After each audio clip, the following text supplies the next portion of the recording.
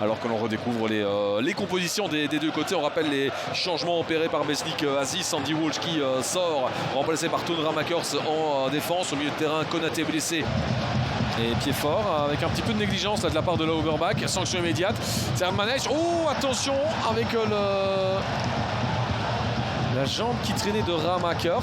Alors on espérait penalty du côté de Westerlo.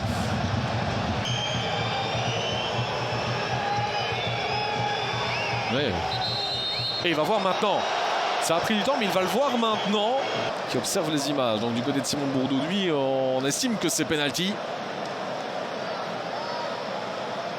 Est-ce qu'il touche le ballon avant cela aussi, hein? Il peut être trompeur et donner l'impression qu'il touche le ballon, mais de l'autre côté, moins convaincu. Du coup, la décision de Bamwadish, c'est de donner penalty. Pourtant, c'est de mettre Westerlo aux commandes.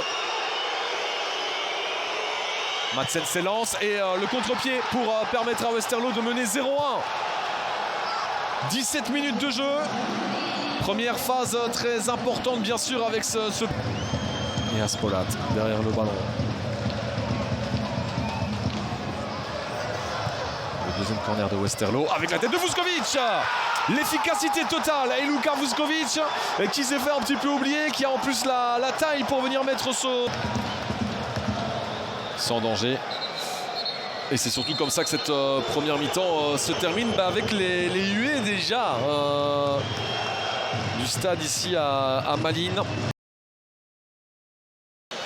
Marsa déjà est sorti. Ça ressemble quand même aussi à un changement de système. En effet, José Marsa qui cède sa place à Nicolas Storm. Donc autant dire que Nicolas Storm ne va pas jouer à gauche d'une défense à 3, loin de là.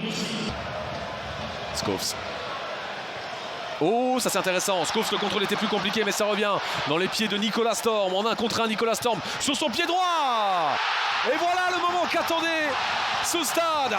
Nicolas Storm qui vient débloquer la situation pour le Malinois. 1-2.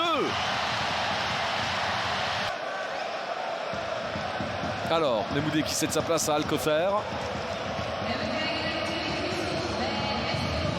Pour les deuxième et troisième changements de Timmy Simons.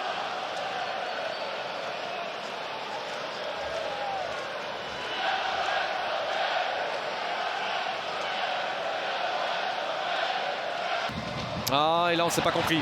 Là on ne s'est pas compris. Et cette équipe est complètement exposée maintenant. C'est du 2 contre 1 pour Westerlo qui a la balle de match avec Alcocer. 1 but à 3. L'erreur qui est certainement fatale à Malines. Josimar Alcocer qui refait le break pour Westerlo. Storm. De nouveau Bavdili au sol. Storm qui va chercher l'Overback. Là il n'y a rien, il allait devant. Difficile hein, sur le direct de voir un possible penalty là-dessus. Et il va le voir, Donc on estime qu'il y avait faute d'Emir Ortakaya.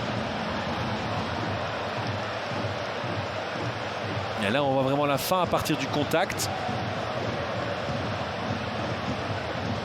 Ah, est-ce qu'il ne vient pas lui marcher sur le pied?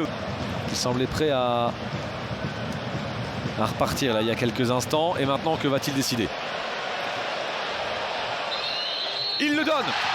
Première force dans les prochaines minutes. Mais tout dépendra surtout et avant tout de ce penalty, qui est le penalty de l'espoir pour Malines. Fluke face à Bolat. Et Fluke qui le met dedans. Bolat parti du bon côté, mais Fluke l'a bien placé suffisamment. 2-3, 2 minutes et demie encore à jouer.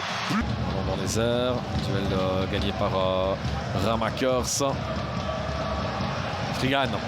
Oh, qui peut servir. Alcocer qui est passé. Alcocer avec l'arrêt de Wolf qui maintient encore Malines dedans là. Attention à pas faire n'importe quoi pour la relance en défense, parce que c'est un ballon qui est récupéré par Westerlo. Avec Madsen. Et qui va rejouer avec Reynolds, le mettre dans cette zone là. Le centre quand même avec la tête pour aller finalement mettre le 4e. Là c'est la fin du match. Mattia Frigan à 1 minute de la fin. Cette fois c'est acté. Westerlo, il n'y a plus rien à jouer dans ce match qui se termine maintenant avec la victoire de Westerlo. 2 buts à 4 ici à Malines. 6 sur 6 pour les Campinois.